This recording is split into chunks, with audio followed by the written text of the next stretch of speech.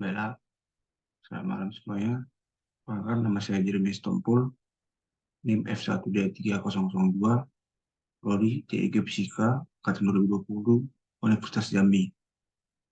Baiklah, di sini saya akan menjelaskan persebaran barang tambang di Indonesia.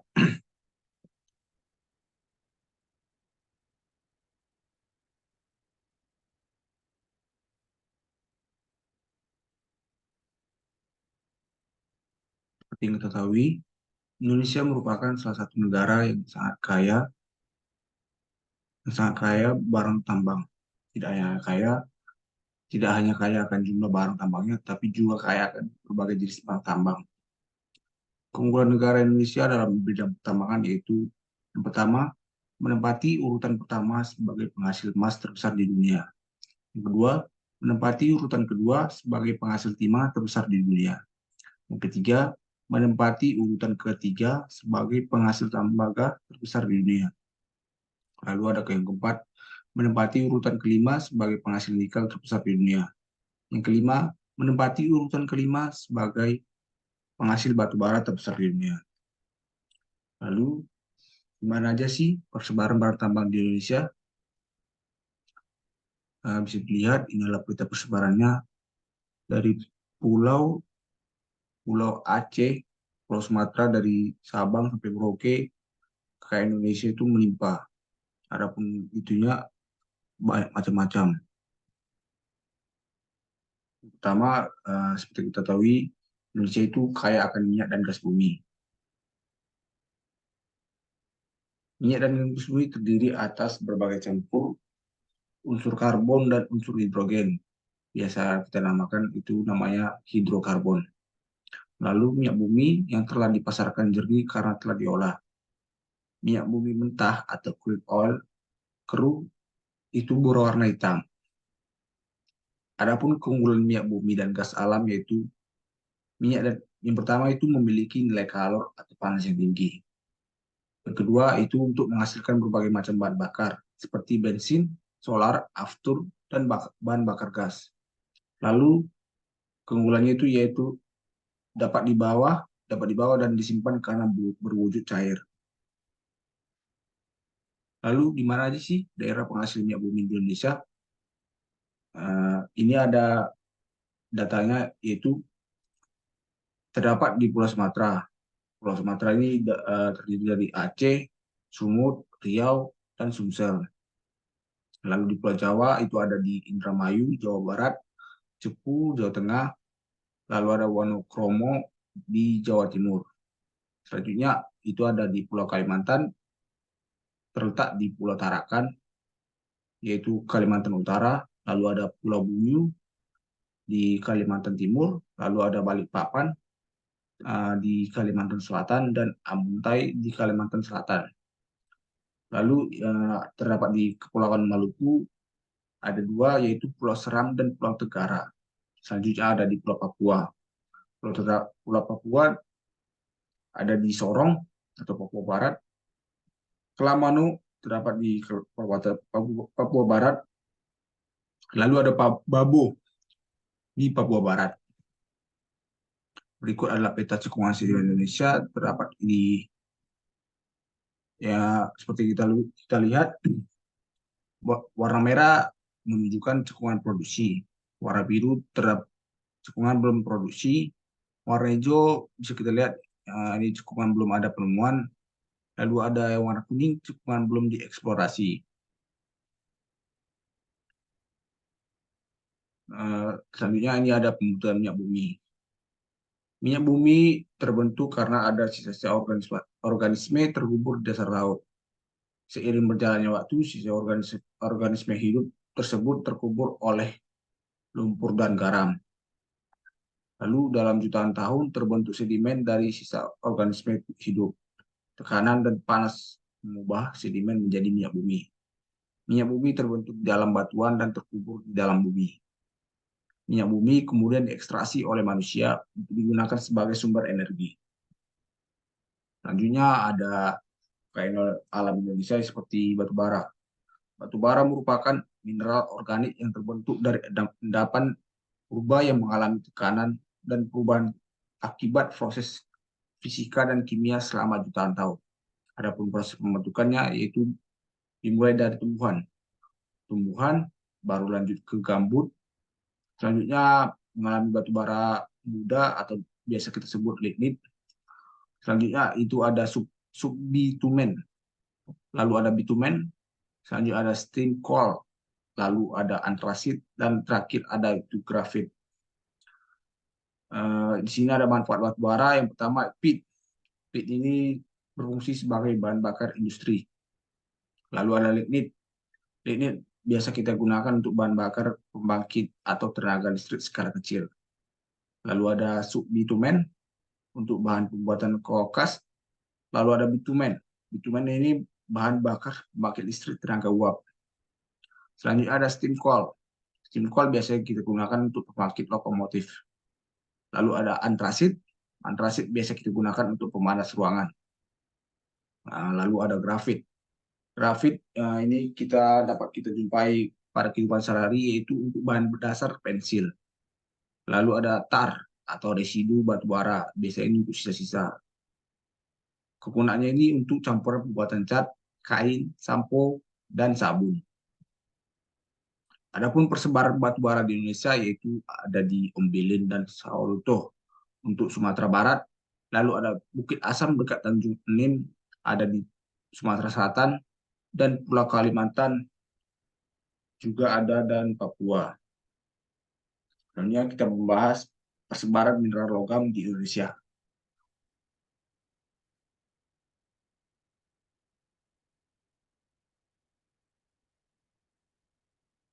Persebaran logam di Indonesia itu ada berbagai macam jenisnya. Ini di sini ada jenis logam dasar. Contohnya tembaga, timah putih, timbal, dan air rasa. Wilayah persebarannya ini bisa kita lihat itu ada di tembaga, itu ada Aceh, Sumbar, Jawa Barat, Jawa Timur, Kalimantan Barat, Kalimantan Selatan, Gorontalo, Sulawesi Selatan, Nusa Tenggara, Maluku, dan Papua. Lanjut ada timah putih terdapat di Pulau Bangka, Pulau Batan, Pulau Batam, Pulau Bintan, Kepulauan Lingga, Riau, dan Jambi. Lalu ada timbal. Timbal ini terdapat di Pulau Sumatera, Jawa, Kalimantan, Sulawesi, dan Papua. Lalu ada air raksa. Ini biasanya terdapat di Sumbar, Jambi, Jawa Barat, Kalimantan Barat, dan Kalimantan Tengah. Selanjutnya untuk jenis logam besi. Contoh dari logam besi ini ialah besi, mangan, nikel. Untuk besi sendiri banyak dijumpai di Aceh, Sumatera Barat, Lampung, NTT, dan Sulawesi. Untuk mangan itu terdapat ada di Jawa Barat, Yogyakarta, Pulau Timur, Kalimantan, Kalimantan Barat, dan Maluku. Untuk nikel terdapat di Sulawesi Tenggara, Sulawesi Selatan, dan Maluku. Lanjut ada jenis logam ringan. Logam ringan ini terdapat adapun contohnya itu aluminium dan magnesium. Untuk aluminium sendiri biasa dapat dijumpai di Kalimantan Tengah, dan magnesium terdapat di Lampung. Lanjut ini ada jenis logam mulia. Contoh dari logam mulia ini biasa kita jumpai itu emas, perak, dan platinum. Untuk emas sendiri bisa kita lihat banyak terdapat di Sumatera, Kalimantan, Jawa, Sulawesi, dan Papua. Lanjut ada perak. Perak ini biasa kita temukan di Aceh, Sumbar, Jawa Barat, Kalimantan Barat, Sulawesi Utara, Papua. Dan untuk platinum ada di Riau. Selanjutnya ini ada jenis logam radioaktif. Contoh dari logam radioaktif itu yaitu uranium dan radium. Bisa kita jumpai keduanya ini ada di Papua.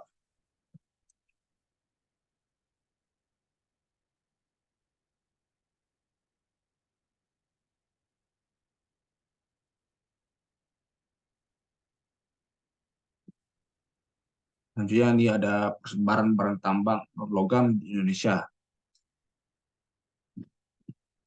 Contohnya itu untuk jenisnya itu ada banyak.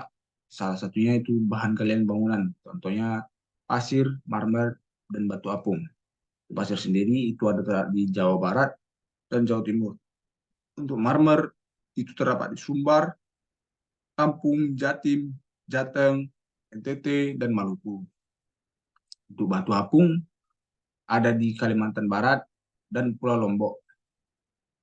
Selanjutnya jenisnya ini ada bahan galian industri. Contoh dari itu belerang, batu gamping, dan mika.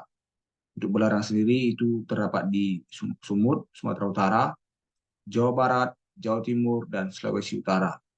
Untuk batu gamping itu ada di Aceh, Sumatera Barat, Sumatera Selatan, Pulau Jawa, Pulau Bali, Pulau Sumbawa, dan Pulau Sumba. Untuk mika itu sendiri ada di Sanggau. Sanggau itu ada di Kalimantan Barat. Lalu ada Polewali Mandar, Sulawesi Barat, Teluk Wondoma itu ada di Papua. Lanjut itu ada bahan galian batu permata. Contoh dari itu ada intan, safir, dan giok.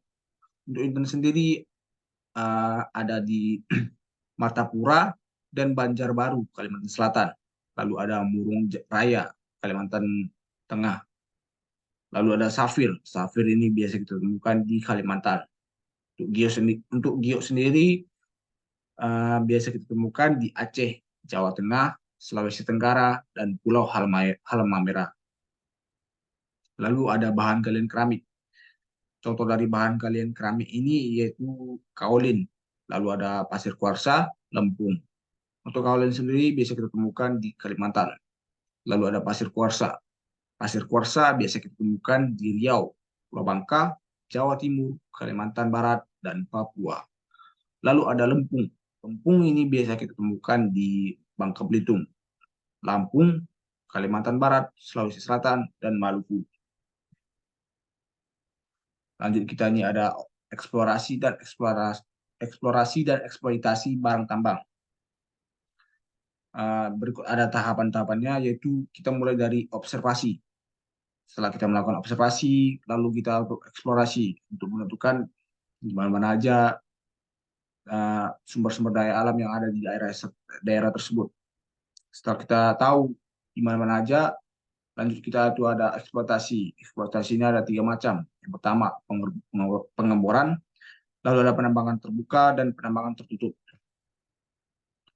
Untuk definisinya sendiri, observasi itu kegiatan pengenalan terhadap lokasi-lokasi yang diduga mengandung barang tambang dengan langkah-langkah sebagai berikut.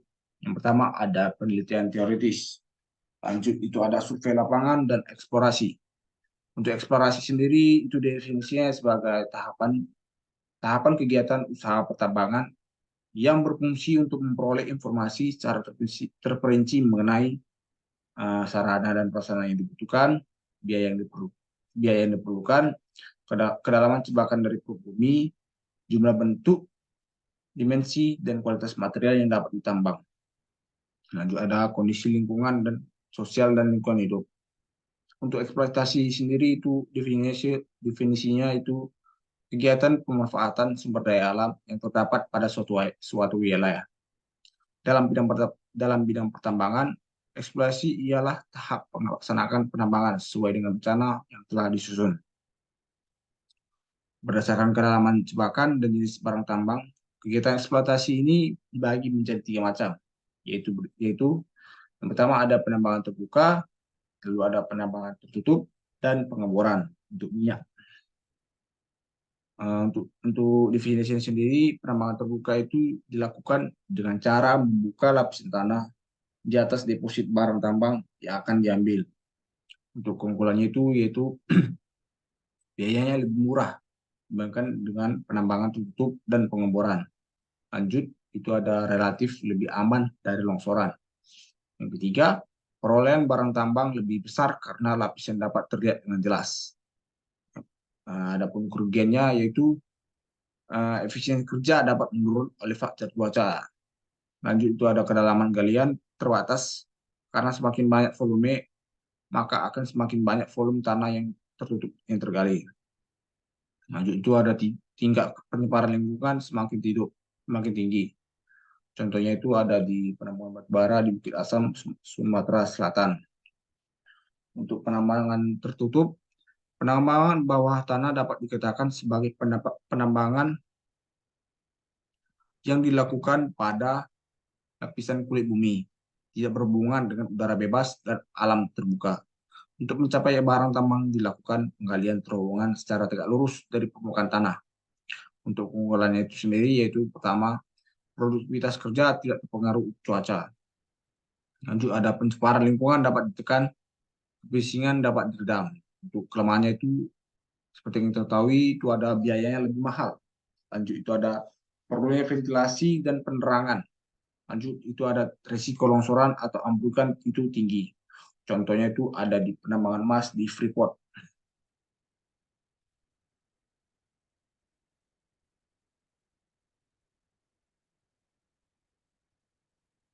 Pengoboran itu sendiri, pengoboran adalah penambangan dengan cara pengobor batuan sampai mencapai cebakan. Keunggulannya itu waktu kerja lebih efisien dan cepat, lebih mudah dikontrol dan keselamatan kerja lebih aman. Ada kelemahannya yaitu jika terjadi kesalahan dalam proses pengoboran dapat menimbulkan ledakan bahkan luapan lumpur atau gas yang tidak terkendali. Contohnya itu penambangan minyak bumi dan gas. Lanjut, ini ada eksplorasi dan eksploitasi barang tambang ramah lingkungan. Beberapa hal penerapan eksplorasi dan eksploitasi ramah lingkungan oleh perusahaan seperti mendayagunakan sumber barang tambang untuk sebesar-besarnya demi kemakmuran rakyat dengan memperhatikan kelestarian fungsi dan keseimbangan hidup, mengelola sumber barang tambang dengan baik dan memelihara daya dukungnya agar bermanfaat bagi peningkatan kesejahteraan rakyat, memanfaatkan sumber barang tambang dengan memperhatikan kepentingan ekonomi dan budaya masyarakat lokal, penataan ruang serta pembangunan berkelanjutan, menerapkan indikator-indikator yang memungkinkan pelestarian kemampuan keterbaruan dalam pengelolaan sumber barang tambang untuk mencegah kerusakan yang tidak akan pulih. Sekianlah yang bisa saya dapat sampaikan untuk materi mineral dan batu bara ini. Saya ucapkan terima kasih. Selamat malam.